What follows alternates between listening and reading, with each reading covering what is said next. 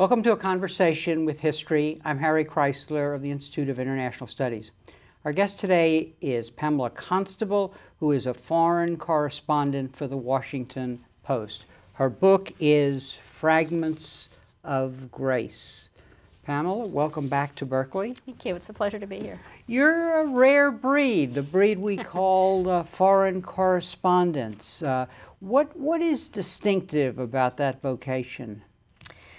I would say, to be a foreign correspondent, you have to be pretty tough and intrepid. You have to be willing to go lots of difficult places very quickly, sometimes not knowing enough.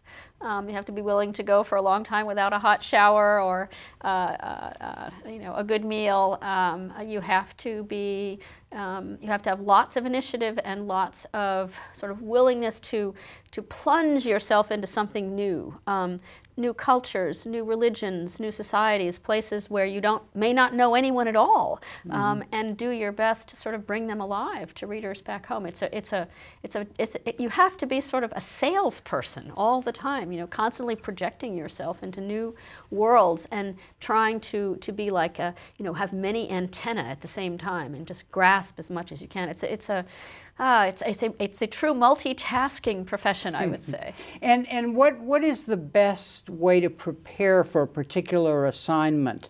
I mean, do you take a load of books in your backpack, assuming you've not been there before? Absolutely. Books, articles, of course, more and more, you go on the internet and find out everything you can. Sometimes you don't have the opportunity. Sometimes you have a situation that happens so fast that you really literally don't have time to find out much in advance. Other times, if you're going with, a few weeks to spare, you can actually learn, quite a lot in that time. So it really depends.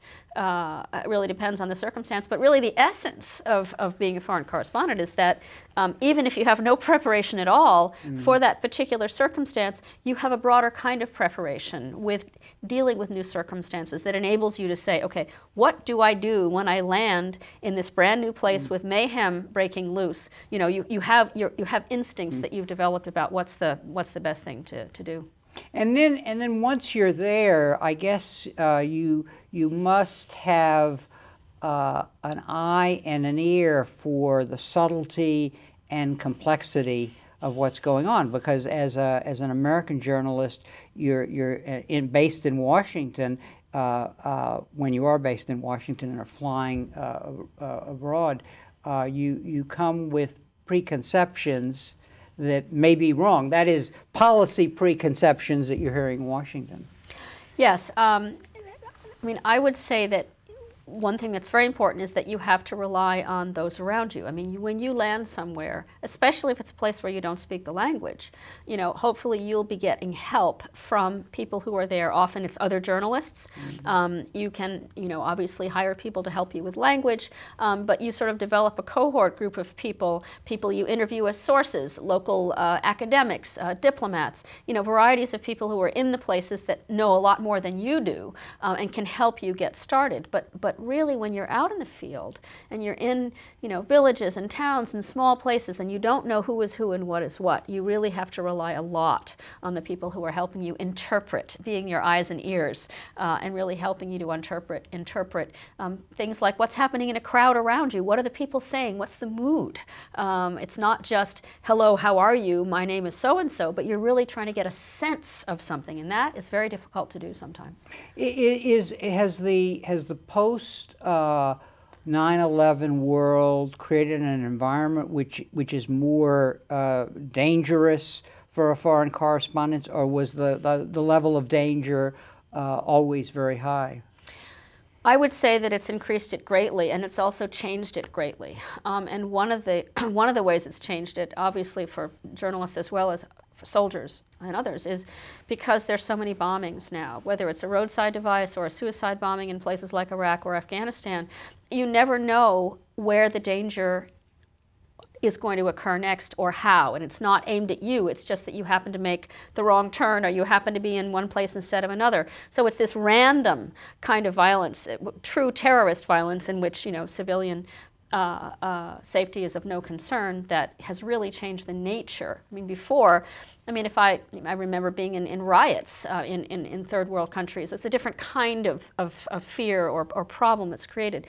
But I would say that in the past several years, this problem of bombings has just exponentially increased the danger for everybody who's out there, including journalists. And what was your reaction to the case of Danny Pearl? Because this was a case where a reporter was actually targeted as somebody to be killed. I would say that that was a very unusual situation because it was the opposite of a random act. As you said, it was something that grew out of a relationship, actually over the internet, that he thought he had with a source or somebody who was going to help him get to a source. And he thought that he'd sort of arranged something that he thought was going to happen a certain way. Well, in fact, it was a setup for something that was going to happen a completely different way, which tragically ended in his death. So I don't think of that as a typical circumstance at all. I think of it as a cautionary tale, but also one that is not representative of the usual kind of situation that people get into in those countries. And so in that particular case, there was a breakdown in the network, basically, of people you learn to relate to. I think that's right. I mean, from what I recall, there were certain people that were going to take him someplace, and they took him someplace else, or they said at the last minute, so-and-so can't come, and we're going to meet somebody else. So there were certain moments in that sort of trail of events in which things kept changing, and he didn't or couldn't back off or pull out. But he, in the end, was alone with people he didn't know at all. Sounds to me, as you describe this work, courage is really important. Is that the word I want to use? And if so, where did you acquire that? Do you just acquire it over time? Do you become such a professional that you don't think in those terms, that that's really courage, it's really just doing the job? I don't think of myself as being especially courageous. And I think that, for example, if you're a camera person and you have a video camera and you've got to be right in the middle of where people are shooting at each other, that takes enormous courage. If you're a writer, you're able to be a bit more on the fringes of where bad things are happening, literally. You can be on the edge of a crowd instead of the middle. You can be on the top of a building looking down instead of underneath. You can sort of absent yourself slightly from the worst potential danger, except again in the situation of bombings. What you do need, though, and this is something I think I do have, is the ability to withstand hardship. I mean, you get a lot of hardship in this kind of work, but that's very different than danger. Hardship is simply just doing without or making do or just, being miserable sometimes. And that goes with the territory, and, it's something that you just, as you say, learn to live with. You mentioned writing, and because as you're doing all that you've already described, then you have to put it down on paper. So sort of talk a little about that, because I mean, students, for example, would think of writing, well, you go to your room and you're up late at night and so on, but you're actually, maybe on a battlefield or someplace that's very dangerous, and you have to take these impressions that you've gathered, your sense of the complexity, and put it down on paper. Although, parenthetically, I think the last time I actually wrote a story on paper was during the earthquake in Ahmadabad in India in, I guess it was 2000 or 2001, when there was no power and no electricity in the entire city. And I actually wrote my story on a pad of paper with a candle and dictated it over a phone which had very little power left in it. I remember that. I still have the piece of paper. It's years of training. It's having been in many, many circumstances that were complicated and fluid and evolving, and taking copious notes, and then the moment comes when you are back in your hotel room or in or in an office or someplace, and then you get that moment that is sort of the true essence of your profession, which is, okay, I have all this stuff out there. What do I do with it now? I would say that any good journalist knows a lead when he or she sees it. And so you often have the lead in your mind already, sort of mentally forming as you're seeing events around you. When once you've got your lead, whether it's an anecdote or some, a phrase or something that's really become gripping and compelling to you during that day or period of time, then you start to mentally organize the themes that you want to organize the story around. It depends, of course. If it's a daily story, you just sit down and write. You just do it pyramid style, essentially. But if it's a feature, if you have a few days, if it's a little bit longer and more elaborate, it's a different mental process because you're thinking in terms of more cyclical, sort of, here's the beginning of the story, and then it's going to sort of broaden, and then it's going to come and have a tail. So it's just something you learn to do over the years. Mm-hmm. Now, you've just given us a feel for what foreign correspondents do and how important they are. But the fact of the matter, and you've written about this, is the great newspapers are going down a different road, abolishing their foreign bureaus. Talk a little about that and what the consequences of that will be. Yeah, it's something that it's unfortunate, and it's worrisome, and I've worked overseas for much of my career. Right now I'm again based in Washington, working on other subjects, but I still travel a great deal, and I really feel as if, as you said in the very beginning, we are sort of a different breed, and I worry that the ability to sort of be out there. To immerse ourselves in foreign situations and cultures and bring them alive to our readers and make our readers or viewers care about them. It takes more than brief visits. It takes more than a quick hit. You really need to devote the time and the resources to being in a place in order to cover it with perception, with depth, with comprehensiveness. And as newspapers and as well magazines and others begin to cut back their foreign coverage or their traditional style of foreign coverage, which is to have people based in different regions and stay there for periods of years, they're trying to find ways to substitute. Whether it's with stringers or part-time people or moving people around, I think everyone's trying to find ways to do the best journalism they can under circumstances in which there are fewer readers every day, for a variety of reasons we can discuss if you want to, in which our entire medium is changing so quickly, and we're all trying to adjust. Now, my own newspaper, the Washington Post, has a very strong commitment to foreign coverage and to maintaining its foreign coverage, but the Post is also changing its way of doing foreign coverage, and it's beginning to do things like have roving correspondents more, people that don't necessarily have a big fancy office in Paris or a big fancy office in Cairo, but instead they're more mobile and they're less expensive. But now that we have the internet, we're able to be more mobile now. We don't have to rely as much on clerks and people who are going to clip the papers for us back in our bureau. I don't think we need bureaus per se as much.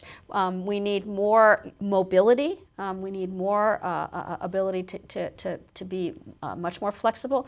Now, this means, though, that foreign correspondencing, or C, even more than ever, is going to become something that you can't do with a family. And that's another problem, because except for covering a war in which no one expects a family to be with you, it used to be that you could be in, let's say, New Delhi for 5 years with your family, or you could be in, Buenos Aires for 5 years with your family. I don't think that is going to be the case anymore, even for the really big newspapers and others. I think that's changing. But in the case where, let's say hypothetically the Post has a bureau in New Delhi, basically that correspondent immerses himself there. There's a semi-permanency to his being there. And then he goes out to places like Afghanistan or Pakistan. So and you've already said that a foreign correspondent goes into a place and gets a feel for a place, but you're losing an element there. Although it may be expensive, something is getting lost. Yes, I mean that's what really worries me, and that's why I wrote that essay in the Post last year, because I feel as if even someone like me realizes how little I know about the world, even in a place that I have been for 5 years. You know, in fact, the longer you spend in a country, the more you realize, you know, you're just really getting at the tip of the iceberg, just peeling away those superficial layers. If I even feel that way, just think how much more difficult it would be for someone who only can be in a place for a few days at a time, and only for a couple of visits in a year, and very often only during a crisis, when nobody's going to have the time to sit around and tell you about the history of that tribe or that village or whatever it is.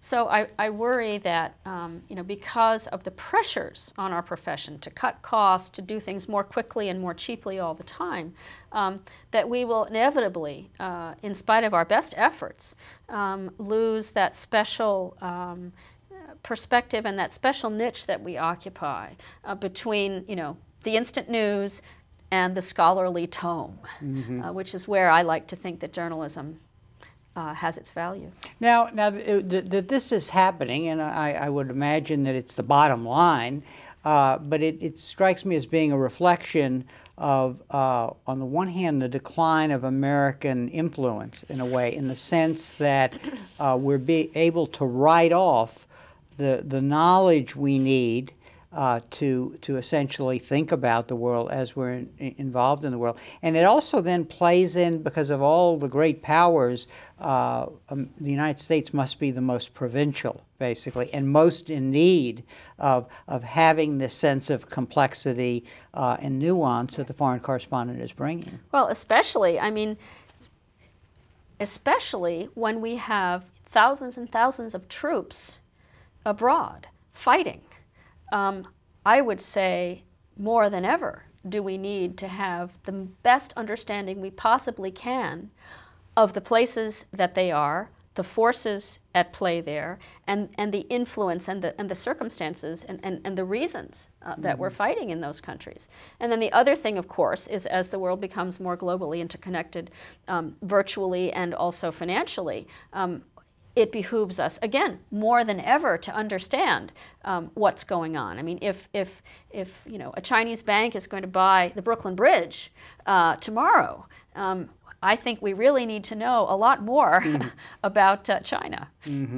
Now let me be the devil's advocate and say here, well, you know, you're overstating the importance of this role, and when you look at all the new technologies, the new media that are available, blogs, people who are blogging from Pakistan or from Iraq, that this is just an inevitable transition. I think that in theory, it could be the wave of the future in the sense of you know, just a new way of getting information out, and it's inevitable that you know, someday there will be no actual newspapers with paper, and it's inevitable that eventually everything we are doing will be via electronic means. But what worries me is the content, and the problem with blogs and things like blogs is that they tend to be either highly emotional or highly political. They tend to be impulsive expressions of strong feeling or strong views, which is fine, and it's very democratic, and in many cases, as others have been writing recently, it's a very healthy form of, you know, a democratic kind of challenge to powers that be and conventional wisdom of many kinds. But it's not a substitute for reasoned perspective. It's not a substitute for sitting back and trying to take a calmer look at things and what they really mean. It's not a substitute for fact-checking. And the problem with a strong opinion or feeling is that once it's out, it's very hard to get it back. And that worries me a great deal. I think you know, there's nothing wrong with it per se, but I worry that just in terms of the amount of time and space that people have to spend learning something, I worry that that's going to become increasingly a substitute for what I would like to have out there that people are consuming. As a reporter, you probably are sensitized to the way the new technologies change the nature of the public discourse. Is it debasing the public discourse, or is it elevating it by providing more information? I think it's a mixed picture. I think maybe I would say it slightly differently. It's widening access to all kinds of information. Many more people are involved in the exchange of information through the internet and through other means, and so more ideas are getting out there, more opinions are getting out there. It's in some ways it's healthier. It's a healthier and more immediate exchange. But on the other hand, it's another kind of narrowing. If you are sort of narrowing your own choices of information you seek to, blog X that's written by a friend of yours, or blog Y that's written by a group that you belong to, or this internet site that is from an organization that reflects what you already think, or your views, then where are you going to go for that wonderful, random, serendipitous kind of knowledge that you only get by accident, that you only get by being open to unexpected information that you get in magazines and newspapers and other places? If you narrow yourself, because you're so bombarded, so barraged with information, inevitably people narrow themselves to their favorites, their pre-selected things they like to know about or that they already agree with. And they, in some ways, get less access to contradictory views or other ways of looking at things. I think it's a mixed picture. Let's talk now about Pakistan and Afghanistan, which are places you know well, and talk about, first of all, explain to us how many times you've been there and how you have developed a feel for the area over the years. I first went to South Asia and Afghanistan about 10 years ago, and I lived in the region for a number of years, full-time. And then about 2 years ago, moved back to Washington, but I still visit the region regularly and I still write about and from that region often. So it's been, it's been a number of years. So again, I'd never say that I have a great depth of knowledge, but I've certainly spent a lot of time focused on those countries. There are a number of forces that are changing that region, in addition to terrorism. And I know your work and I know your book, and you have a remarkable capacity to give us a feel through your articles of a place. So what I would like to do with you now is to talk about big issues, but then I want you to tell me some stories that you've written recently about it. Let's talk about the media and the way it's changing a place, for example, like Pakistan. That's very interesting. I would say that the media is becoming extremely important in Pakistan. I mean, this is really just in the past several years that it's the advent of private television stations in Pakistan that have really made a huge difference and in some ways almost forced democracy to come back. There was, for a long time, there have always been, newspapers that have been somewhat independent, columnists that have been independent, but that was really for a small elite. It's a country in which many people cannot read or afford to buy a newspaper or even watch a television. So it was really a tiny elite that had access to the kind of news and opinion that we're accustomed to. But with the advent of private television, especially 2 or 3 stations that began to, I shouldn't say imitate, but have the same kind of what we'd call political talk shows and discussion shows that we have, here on Sunday mornings, that really opened up the society to all kinds of ideas and opinions. It really was quite a watershed. And then what happened was last November when the military-led government tried to shut down those media because it realized that they were really having such an incredible impact on public opinion. And some of the most famous talk shows literally took their shows to the streets and they set up their studios like this, or their sets on the streets. They even had the water glasses and little bouquets of flowers, and they had the microphones, and they had all the politicians sitting around right in the middle of a dirt street. And it was fabulous. It was, of course, it wasn't seen by millions of people, but symbolically it was really important. And I think the government realized very quickly that it could no longer achieve the kind of control that it had previously, because you really couldn't stop this new force in the society. And does this then interface with events, and what I have in mind here is the revolt of the lawyers when the judge was removed, for us seeing these lawyers marching in the street with their suits, you know, was the television on at that time so people in the country could see it? It obviously had an impact abroad, but was it having an impact there even though people might not have been at the demonstration? Yes, although in some cases the television stations for periods were either being shut down or they were being prohibited from showing certain things on the air. But yes, I mean, the news was getting out also by other means, by radio, by other communication. I mean, we are essentially talking about a phenomenon that was in the cities. I mean, there were not lawyers in villages, you know, doing their activities. So it was essentially that, you know, the political actors and the sort of establishment, so to speak, became involved, what they called the civil society there.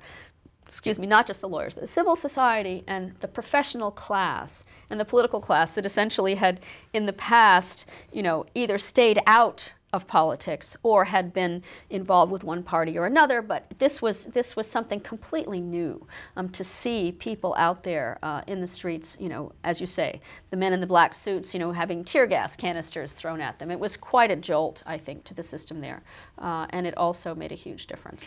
Another issue that is very important for both Pakistan and Afghanistan and the region generally is the extent to which modernization is elevating the status of women on the one hand, but on the other hand, you know, the mobilization of religious Islamic fundamentalism on the other, you know, wants to put women back in their place. Does a story come to mind that you've done that sort of captures a sense of that, or gives us a feel for that conflict and how things are changing and how they're not changing? It's a very delicate issue and a very complicated issue, and I would say that it's having different ramifications in each country. I mean, a place like Turkey is having its own battles with that issue, and even in France, for example, where you had the headscarf issue. I mean, and I would say, I mean, in Afghanistan, there are a number of examples, I mean, that come to mind. One was the effort to open a women's gym, which had never happened before, and that was very controversial. But the way that it's played out most publicly in Afghanistan has been, again, on television. New private television channels and even state television showing, for example, women as newscasters and women as entertainment figures and hosts or hostesses on shows, and the issue of, you know, A, should they be there at all? B, what should they wear? How much should they cover their head or their bodies? And so there's been a lot of controversy, and there's been a lot of, I mean, I would say it's a clash of civilization happening within the society, in which you have the older traditional and religious leaders saying this is not acceptable, this is not our culture, it's wrong, and you have a younger generation that, you know, reads the internet and watches TV and is more familiar with, you know, international ways of doing things, saying no, no, no, this is, you know, we have to change, we have to catch up with the world. So you're seeing this clash happening over and over in Afghanistan, and it's certainly not resolved. It's going to continue. Mm-hmm. And a third item that I thought we might touch on, and I read one of your stories on it, and that is the way, say, for example, in Afghanistan, people are being affected by these wars, by the destabilization of the situation, having to move from one place to another, the loss of family members in a terrorist attack, and so on, and the efforts of non-governmental organizations to provide aid. Mm-hmm. I mean, there must be a really terrible human cost that we're not realizing when we see just aggregate figures and so on. I would say displacement and, you know, flight have been facts of life in that area now for a long time because there's been so much conflict. It's not a pleasant phenomenon, but it's not a new one.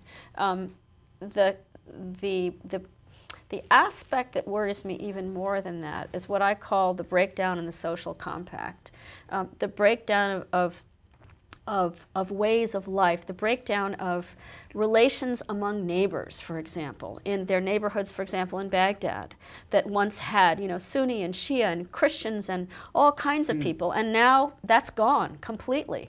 Now that sense of civic commonality is gone, and it's being replaced more and more by real serious sectarian divisions in which people don't dare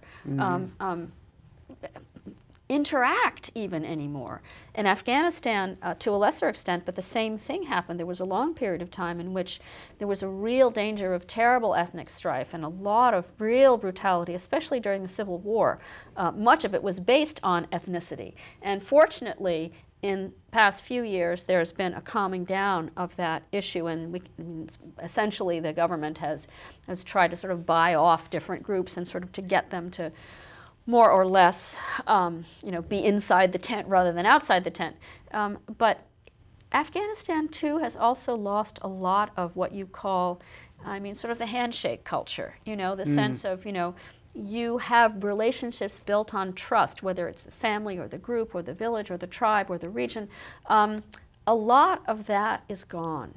And it's very sad to see, because what happens when a society that was built on relationships, when that vanishes, and when you have weak government, and when you have lots of corruption and influence of things like drug trafficking, and then you have insurgents, you have all these areas in which there's really no one in control. And so who fills the void? It's always the bad guys. So when the fabric of society breaks down because of conflict, because of displacement, because of all these different reasons, then I really worry. And it strikes me that is a perfect example of what you were saying earlier, that this is the kind of thing that a foreign correspondent could capture, basically, that it's a big picture item that you might lose a sense of, unless you wait for an academic to write a book in 10 years and say that this has happened. I think that's true, and again, I can't I have to say again how little I know, but I've got, for example, I've got friends in Pakistan who've been covering these issues for many years, and they know which sub-tribe has a relationship with other sub-tribe, and if there's a battle, what it means, and they're not academics. These are not people hiding in ivory towers, but they're just people who've been there observing things for a long time. It's really important to know who is related to whom in societies, and to understand why things happen. And again, I always rely on people like that. I don't just make guesses. I try very hard to keep up with people who really do know, but I just worry that, as you were saying in one of your questions a few minutes ago, I don't think we should settle for superficiality. Even if we're busy with our lives and we don't have really a lot of time to devote to learning about the world, we need to get quality information. We need to get something, some window into what's happening. And hopefully it'll be compelling enough that we'll want to take an interest and we'll have more empathy. And I just worry that, if I don't watch television news very much, but whenever I do, I feel like I'm being bombarded with things that don't mean very much. And I get sort of bewildered and confused, and I feel like I'm, going from one talking head to the next, and it doesn't make me think. And I don't feel like I've learned. Now, it's probably just because I'm old and I'm used to other ways of, getting my information. No, I don't think that's what it is. I watch the news, so I can validate what you just said. Okay, so let's talk first a little about Afghanistan. How have things changed there? Just big picture. You've gone back recently. Have we accomplished anything there? A lot has been accomplished. I would say a great deal has been accomplished. When I first went there 10 years ago, there wasn't a telephone in the whole country. there were very few children in school. You couldn't drive on any roads because they were so full of bomb craters. It was basically a destroyed country. Now it's a rebuilding country. It's still extremely poor, but it's a rebuilding country. There are now schools all over the country, elementary schools. UNICEF, with lots of help from various countries, including the United States and Japan, has built, hundreds of schools all over the country. Some of them are in tents still, but they're schools. Same with clinics. There are now clinics all over the country. A lot of them don't have tons of medicine, but they're there. You have a functioning parliament, which is sort of a rogues gallery of all sorts of people of all kinds, but it's there. The best thing about the Afghan parliament is that it exists, and it has lots of debates and has done lots of good and bad things. You have an elected government, an elected president, comes under a lot of criticism. It's a weak government. It doesn't reach into many of the provinces, but it's there.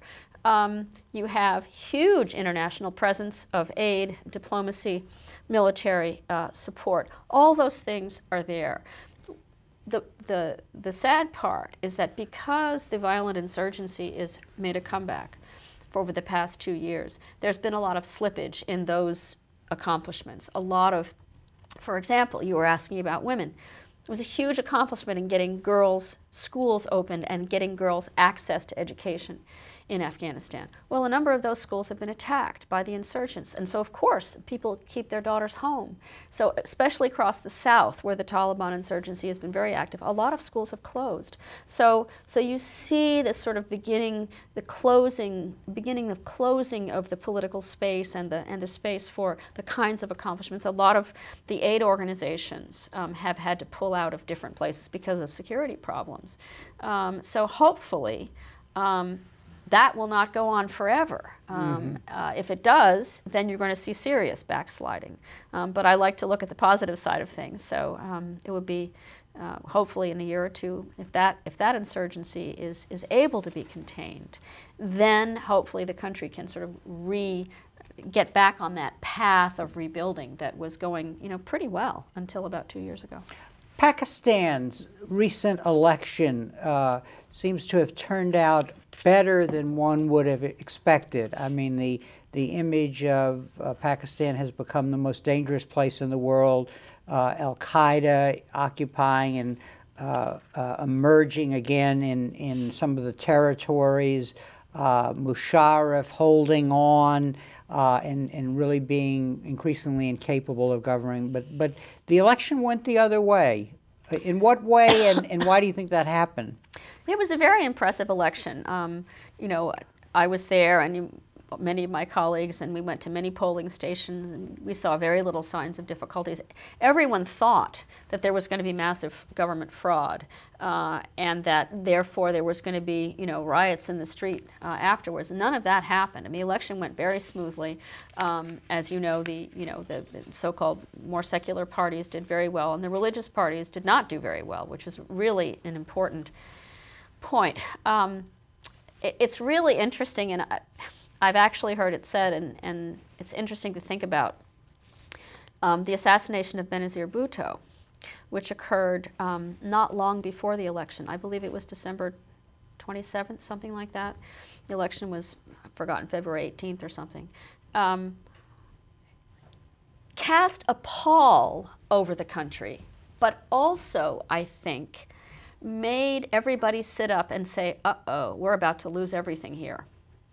I think it really made the entire country want the elections to work. Now that's just something I think. There's no way to really know it, but it's a feeling that I had when I was there for the elections, that everyone was so shocked by this, whether they liked her or not. It was such a shocking event, and she was essentially the best known Pakistani in the West.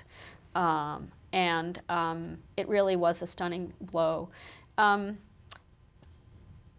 The abysmal showing of the Islamic parties in Pakistan was a very interesting development, and I think it's important to say what it meant and what it didn't mean. It definitely didn't mean that Pakistanis were rejecting their religion. Far from it. Pakistanis are Muslim. There are some Christians, but it's a very small group. Benazir Bhutto, in her book, which she wrote just before she died, said, "Islam is my religion." She speaks English, she went to Oxford, she went to Harvard. I'm a Muslim, and this is my religion. The problem is that its true values and principles have been hijacked by people who, are evil and destructive. Let's bring it back to what it really ought to be. In the Northwest, where the Muslim parties lost very badly, it seems that they lost not because of their religion, but because they were not able to govern well, because they were not able to deliver what people needed. So I think it's really important to remember that this is a society that has certain beliefs. Its people strongly hold those beliefs, but they still want good governance, they still want freedom, and they still want true representation in their leadership. They were tired of military rule, and they were tired of things being the way they were, so they voted, hopefully, for change. And I gather that the coalition that has now been formed in this new government raises the possibility of representing different regions and different ethnic groups and working on the issues that you just said, namely delivering services and delivering security. It seems to be the lower house, because the upper house is slightly different, but the lower house seems to be quite representative, and it seems to be that they're sort of building this in a way that, as you say, can be more democratic. Traditionally, there's really been almost a stranglehold on politics by certain feudal families and certain industrial families and certain, tribal leaders. I do think that now the fabric is becoming, the power is spreading out more widely. But, it's important. In spite of all his many flaws, this was one of the things that Musharraf also set out to try and do, was to spread power around and to devolve power more to the grassroots. And many people made fun of this, and it wasn't that successful. But when he started, because I was there, and I remember, when he started, he had a list of ideas, and they were good ideas, and that was one of them. The story that followed was one of frustrations and missteps and listening to bad advice and becoming too thin-skinned and defensive and all the things that happen when you have too much power for too long. But in the beginning, if you look back, that was one of his goals, and I think it was a good one. Now, the new head of the military, General Kayani, seems to be signaling that he wants to go back to the barracks, although obviously the military will remain a very important institutional force that owns a lot of property and business and so on. But from what I read, there is a recognition on his part that terrorism may be a bigger problem than India in terms of the long-term strategic goals of his country. I think that's definitely true, and I think perhaps even more importantly right now is that every signal he has given is that he does not want the army involved in politics, and I think that's the key. And I think the key message of the election, aside from the issue of the Islamic parties, was that the populace did not want the army involved in politics. And I think he got that message very strongly, and I think from everything I've read and heard about him, he epitomizes the professional soldier who really does want to get back to the traditional professional mission of the army. That's number one. Number two is this whole issue of, conventional, worried about India, nuclear, versus unconventional, fighting terrorism, counterinsurgency. What do you do about the Islamic militants up in the hills? Two very different kinds of challenges for Pakistan. And I think it's like any other, it's like the Titanic. It's very hard to turn an institution that's been thinking one way for a very long time. I mean, children are taught in school in Pakistan that India is this looming enemy over the horizon. The army has not been equipped to fight an insurgency. The army has not been asking for or getting assistance to fight an insurgency.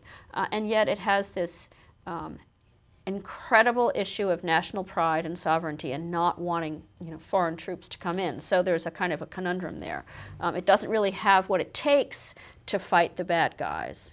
Mentally, it's still changing from its idea of fighting the other guys, and it also doesn't want foreigners to come in and do the job for them. So it's at a very critical juncture right now, a hopeful one, but one that really hasn't been resolved.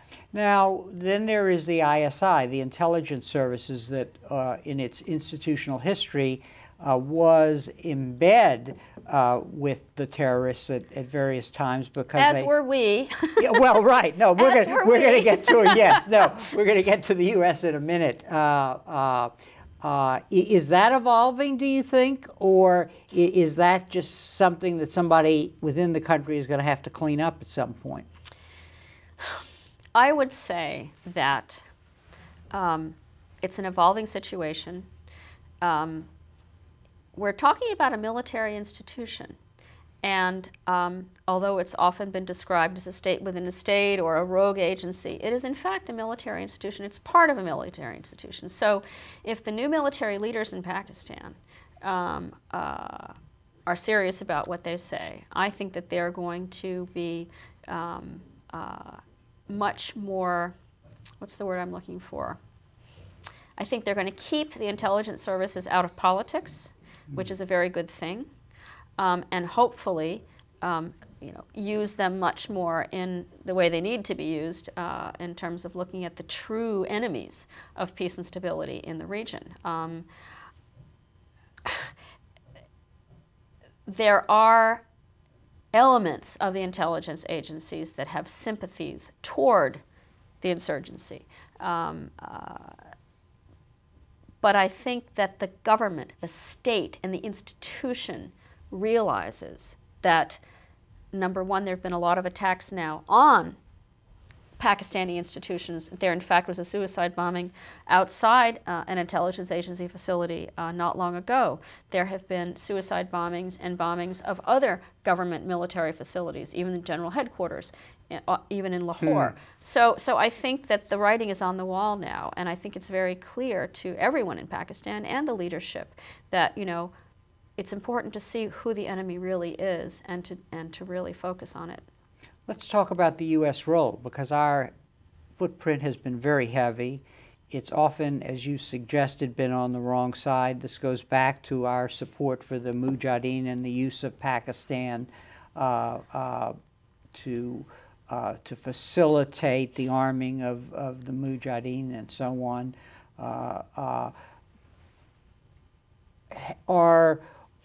How have we failed in moving Pakistan in the right direction, and in what ways have we been helpful? I mean, is this a case where our role there has been mixed in its consequences? Yes, I would definitely say mixed. I think the intentions have been good. I think that what happened was that 9/11 was such a shock, to the system, and required such swift, reconfiguring of thinking about everything. That I think what happened in both Pakistan and Afghanistan was that the focus of the United States and the West became almost exclusively on stop the terrorism, go after al-Qaeda, go after Osama bin Laden. And I think what suffered in the balance, sort of the victim or the casualties of this single-mindedness, there were many casualties of it, one of which was that not enough attention was paid to the growing drug trafficking, which is a very corrosive and poisonous force in a poor society. And I think that it, again, with good intentions, a lot of things got ignored and a lot of other things were gotten away with, got under the radar screen. A lot of corruption, a lot of, in the case of Afghanistan, people getting jobs they shouldn't have gotten, deals made with bad guys that shouldn't have been made, lots of compromises being made that shouldn't have been made, but were because there seemed to be bigger fish to fry. I'm being very sort of simplistic here, but I think everybody now recognizes that as it was a huge problem. I guess what's going to be on the agenda for the United States is what does one do about the reemergence of Al-Qaeda in some of the territories that border Afghanistan and Pakistan. And there's a suggestion that because of this election and because of the possibility of changing the political balance of power within these places, that the best position may be for us to back away and hope that political resolution in these places will lead to a diminishing of Al-Qaeda, and the Taliban. On the other hand, we're seeing in the presidential election and recent actions by the administration a need to target principles from Al-Qaeda in these regions, which I guess is an affront to Pakistani sovereignty. It is, and it should be. How do you see that working its way out? Because this is going to be the next challenge for how we respond when we get a new president. Well, I think you've described it very well, better than I can. But this is really the nerve center right now of, I think, the issue for Pakistan and for that region is, can this sea change, this political sea change, work to the betterment of the situation? Can it, in and of itself, be enough to reduce the influence of violent militant groups? The leadership in Pakistan today believes that by having a more democratic government, it will be able to, that uses diplomacy and negotiation and has more credibility with the public, that will be the key to reducing the influence and the firepower and the destructiveness of these Islamic militant groups. I think that in the West, there's concern that that's not going to be enough, and that if these people are really beyond talking to, and that they really need to be eliminated one way or another. So we're at a kind of loggerheads right now. We don't know where it's going to go. My best guess is that some combination of these various approaches. There has to be wheat from chaff. It's like President Karzai always says in Afghanistan. If you're a local homegrown Taliban who picked up a gun and because all your buddies were, or because you got conscripted, or because you believe in Islam, you're welcome back. You're welcome home. Go to your village. We'll help you. If you're, a bloodthirsty, leader, ideologue who's got, blood on your hands and you're still in the mountains hiding out and, being destructive, something has to happen. There can't just be, I think, one answer. I think there have to be many answers to the problem there. But the Musharraf government did try to negotiate with these people and failed. But what the new leaders are saying is, let's give us a chance. We have legitimacy, we have credibility that a military government can never have. Let us try. So let's see. Mm-hmm. So we're going to have to be we're going to have the subtlety and sense of complexity of the foreign correspondent, basically, in our policymakers as they navigate this dilemma in American foreign policy, which is to push for democratization, to see positive change through elections, but on the other hand, respect what comes of it. Yeah, we respect what comes of it, but also keep the powder dry, so to speak, but not be too quick to use the gun. Right. What the Pakistanis are asking now is that, like I said, give us a chance and back off. Don't be so heavy-handed. Don't come in there pushing for us to do things we're not ready to do or we want to do in our own way. Pakistan's a country where there's a lot of love-hate for the United States. And you know, I often say that in the old days, before they put a lot of barricades around it, the visa line outside the U.S. Embassy in Islamabad was very, very, very long. But if you went down the line and talked to the people, you'd get an awful lot of very deep bitterness about the United States and its policies, or its believed policies in the Middle East and towards Islam. So both elements are very much there. Pamela, I want to thank you for taking the time to be with us today. Let me show your book again, which I think captures in a very nice way the work of being a foreign correspondent and the complexities of the societies that you've been to in South Asia. Thanks very much for joining us. You're very welcome. And thank you very much for joining us for this conversation with history.